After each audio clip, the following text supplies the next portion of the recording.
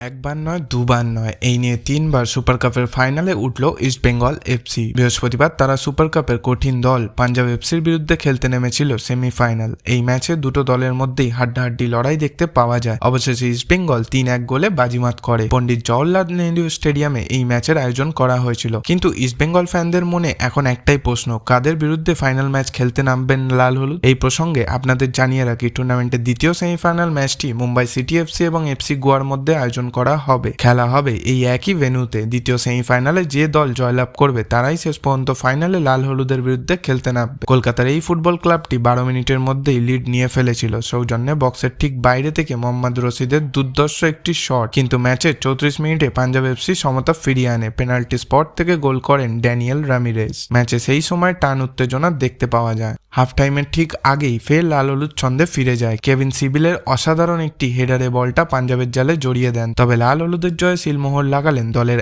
একমাত্র ভরসামান খেলোয়াড় অধিনায়ক সল ক্রেসপো। ম্যাচের দ্বিতীয়ার্ধে মিগুয়েল ফিগুয়েরা তার দিকে একটি ছোট্ট পাস বাড়িয়েছিলেন, সেটাকে নিজের নিয়ন্ত্রণে এনে কামান গোলের মতো বলটা বিপক্ষের জালে নিক্ষেপ করলেন ক্রেসপো। আর সেই সঙ্গেই রবিবাসরীয় ফাইনালে ইস্টবেঙ্গল টিকিট কনফার্ম হয়ে যায়। জানিয়ে রাখি, 2018 সালে ইস্টবেঙ্গল এফসি রানার আপ হয়ে অভিযান শেষ করেছিল সুপার কাপ থেকে। ফাইনাল ম্যাচে তারা সুনীল ছেত্রী বেঙ্গালুরু এফসির বিরুদ্ধে হেরে যায়। এরপর 2024 সালে ওড়িশা এফসিকে হারিয়ে তারা এই টুর্নামেন্টের খেতাব জয় করে। আগামী রবিবার কি এই ইতিহাসেরই পুনরাবৃত্তি ঘটতে চলেছে সেটা দেখার অপেক্ষায় এখন লাল হলুদ বাহিনীরা। Bureau report, Travo news Bangla.